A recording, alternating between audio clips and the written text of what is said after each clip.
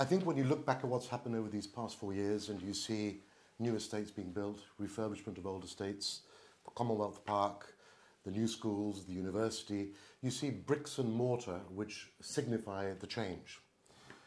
And those are very small examples of what's happened. But of course, when you come to financial services, I would argue that the changes are just as big as those bricks and mortars that you see strewn across Gibraltar, where the change is visible to anybody and everybody, equally in financial services, even though they're not visible.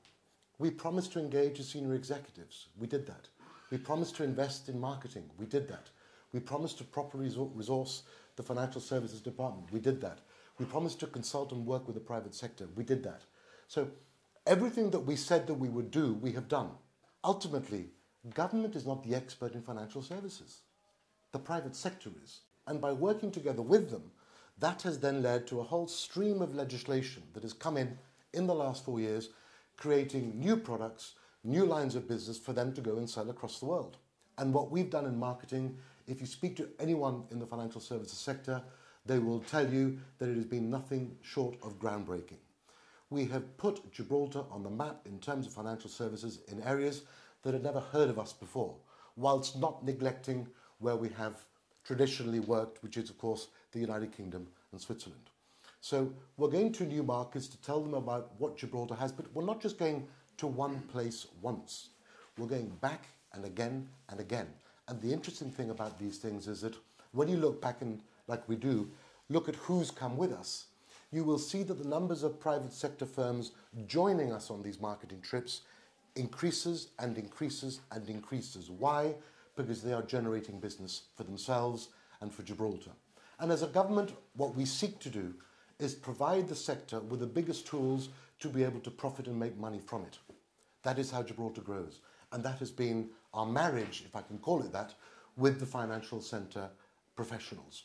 And so when we signed FATCA with the United States, when we signed FATCA with the United Kingdom, when we signed onto the Berlin Accord with 55 other countries, as one of the early adopters to global FATCA, the Common Reporting Standard, we did all of those things with our eyes wide open. And to give credit where credit is due, the private sector came with us every inch of the way because they understand what it is that we're doing. They understand where it is that we seek to go. And so it's been absolutely critical in every single step that we've made, whether it's our interaction with the regulator, with the Financial Services Commission, with whom we've invested heavily jointly with the private sector, whether it's with Gibraltar Finance, where we've encouraged and worked far closer together, whereas with the regulator, with the finance centre working closely with the regulator and with government, in every single sphere of the work that we've done, it's in teamwork. It's in working together to produce the best results for Gibraltar PLC. People forget, we opened an office in Hong Kong, which is instrumental in our drive to China, Hong Kong and Singapore in pushing the Gibraltar proposition to professionals across those areas. There are companies going through the licensing process coming from Hong Kong directly as a result of the work that we've done, and indeed from Bermuda, and indeed from London. So business is unquestionably coming, and the investment that we are making is seriously paying off.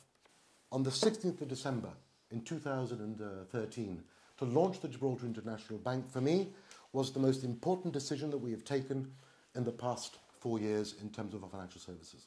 Because the thought of Gibraltar being susceptible to the decisions of third parties as to whether they wish to work in Gibraltar and a host of other jurisdictions, and our future being dependent on that, the risk was too great to take. And therefore, the decision to take it was brave, but absolutely right. And when I look at what's happening across the globe, and I see big banks reducing their presence around the world, nothing to do with Gibraltar, but they're just reducing their presence around the world. It's a fact of life. The decision to open the bank was even more critical and more important. And I'm extremely proud that the Cabinet took the decision, had the confidence, and I believe every year that we go by, as we look back, we will think, oh my God, that was a really good thing to have done. Where are we going over the next 4 years? Well, in short, we have set the new standard for any government in financial services. I don't believe the private sector moving forward will allow any government to continue in a way prior to our election in 2011. We have set the new standard for financial services interaction with government in every single sphere, one of partnership, one of investment, and one of taking the community seriously.